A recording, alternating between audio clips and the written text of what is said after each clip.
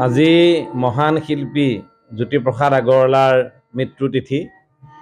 এই দিনটো অসমৰ গাঁৱে ভূঞে চহৰে নগৰে ৰজাঘৰ প্ৰজাঘৰ সকলোতে পালন কৰে শিল্পী দিৱস বুলি। আচলতে শিল্পীময় তিনিও কালৰ অতীত বৰ্তমান আৰু অনাগত ভৱিষ্যতৰ এই যি মহান যি বাণী, সেই বাণীৰে জ্যোতিপ্ৰসাদে কৈ থৈ গৈছিল যে সকলো গান গোৱা ব্যক্তিয়ে শিল্পী নহয়। শিল্পী হ'বলৈ হ'লে তেওঁ জনতাৰ হৃদয়ত থাকিব লাগিব, জনতাৰ প্ৰাণৰ কথা ক'ব লাগিব, জনতাৰ প্ৰাণে প্ৰাণে প্ৰাণৰ সঞ্চাৰ কৰিব পৰা শক্তি থাকিব লাগিব। আৰু সেই তেনেকুৱা এজন শিল্পী জ্যোতিপ্ৰসাদ আগৰৱালা, বিষ্ণু ৰাভা, ভূপেন হাজৰিকা বা আজি ৰাজীৱ শদিয়ালৈকে, আজি ৰাজীৱ শদিয়া আমাৰ মাজত নাই, এই মুহূৰ্ততে শিল্পী দিৱসৰ এই প্ৰাক মুহূৰ্তত এইজন ব্যক্তিলৈ, এইজন যুৱকলৈ মোৰ আচলতে সশ্ৰদ্ধ প্ৰণিপাত নিবেদন কৰিছোঁ। আমি বৰ দুৰ্ভাগ্য জাতি, এফালৰ পৰা সৌভাগ্য যে আমি জ্যোতিপ্ৰসাদ আগৰৱালা, বিষ্ণু ৰাভা, ভূপেন হাজৰিকাক আমি পাইছোঁ, কিন্তু ৰাজীৱ শদিয়াক আমি আঠ বাটতে হেৰুৱাই দিব লগা হোৱাৰ কাৰণে আমি আচলতে এটা দুৰ্ভাগ্য জাতি বুলি কৈছোঁ। কাৰণ নতুন প্ৰজন্মৰ মাজত আজি আপোনালোকে দেখিছে যি প্ৰসিদ্ধ শিল্পী বুলি নিজকে, মই জনপ্ৰিয় বুলি নকওঁ, প্ৰসিদ্ধ মানে গায়ক, আজি গায়কে এজন গণশিল্পীৰ মৃত্যুত তেওঁ শোক প্ৰকাশ কৰিবলৈ তেওঁ থেৰু গেৰু লগাইছে। তো তেনেকুৱাবিলাক কি শিল্পী মনৰ শিল্পী হ'ব। কিন্তু আজি যিজন শিল্পীৰ আমি ইয়াত আজি পাতিছোঁ, সোঁৱৰণি দিৱস পাতিছোঁ, জ্যোতিপ্ৰসাদ আগৰৱালা, সেই জ্যোতিপ্ৰসাদ আগৰৱালাই আমাক বহুত দি থৈ গৈছে, গান দি থৈ গৈছে, নাটক দি থৈ গৈছে, কবিতা দি থৈ গৈছে, অভিনয় দি থৈ গৈছে, চিনেমা দি থৈ গৈছে, তেওঁ গল্প দি থৈ গৈছে, উপন্যাস দি থৈ গৈছে, প্ৰবন্ধ দি থৈ গৈছে। শিল্পীৰ পৃথিৱীৰ নামৰ যিটো প্ৰবন্ধ, শিল্পী পৃথিৱীৰ নামৰ প্ৰবন্ধটো মই সকলোকে পঢ়িবলৈ আহ্বান জনাওঁ। সেইটো প্ৰবন্ধত আচলতে কোনজন শিল্পী নহয় সেই কথাটো তাত ধুনীয়াকৈ কৈ থৈ গৈছে। তো সেইকাৰণে মই কওঁ যে সামগ্ৰিকভাৱে আমি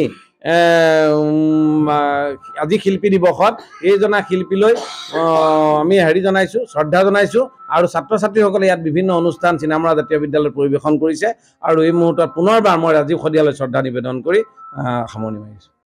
আজি মহান শিল্পী জ্যোতিপ্ৰসাদ আগৰৱালাৰ মৃত্যু তিথি। এই দিনটো অসমৰ গাঁৱে ভূঞে চহৰে নগৰে ৰজাঘৰ প্ৰজাঘৰ সকলোতে পালন কৰে শিল্পী দিৱস বুলি। আচলতে শিল্পীময় তিনিও কালৰ অতীত বৰ্তমান আৰু অনাগত ভৱিষ্যতৰ এই যি মহান যি বাণী, সেই বাণীৰে জ্যোতিপ্ৰসাদে কৈ থৈ গৈছিল যে সকলো গান গোৱা ব্যক্তিয়ে শিল্পী নহয়। শিল্পী হ'বলৈ হ'লে তেওঁ জনতাৰ হৃদয়ত থাকিব লাগিব, জনতাৰ প্ৰাণৰ কথা ক'ব লাগিব, জনতাৰ প্ৰাণে প্ৰাণে প্ৰাণৰ সঞ্চাৰ কৰিব পৰা শক্তি থাকিব লাগিব।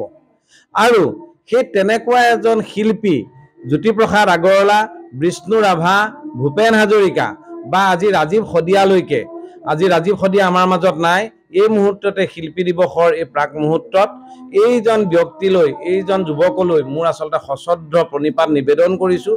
আমি বৰ দুৰ্ভাগ্য জাতি, এফালৰ পৰা সৌভাগ্য যে আমি জ্যোতিপ্ৰসাদ আগৰৱালা, বিষ্ণু ৰাভা, ভূপেন হাজৰিকাক আমি পাইছোঁ, কিন্তু ৰাজীৱ শদিয়াক আমি আঠ বাটতে হেৰুৱাই দিব লগা হোৱাৰ কাৰণে আমি আচলতে এটা দুৰ্ভাগ্য জাতি বুলি কৈছোঁ।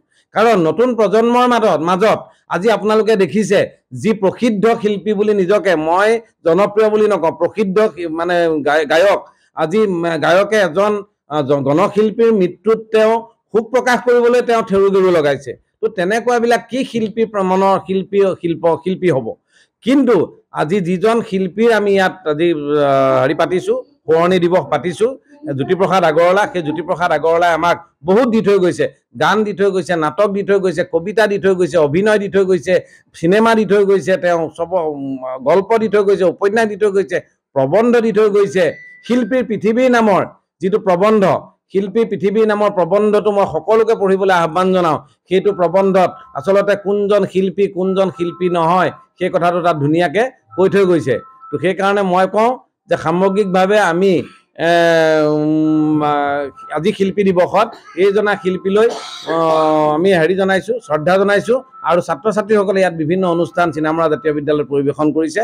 আৰু এই মুহূৰ্তত পুনৰবাৰ মই ৰাজীৱ শদিয়ালৈ শ্ৰদ্ধা নিবেদন কৰি সামৰণি মাৰিছোঁ।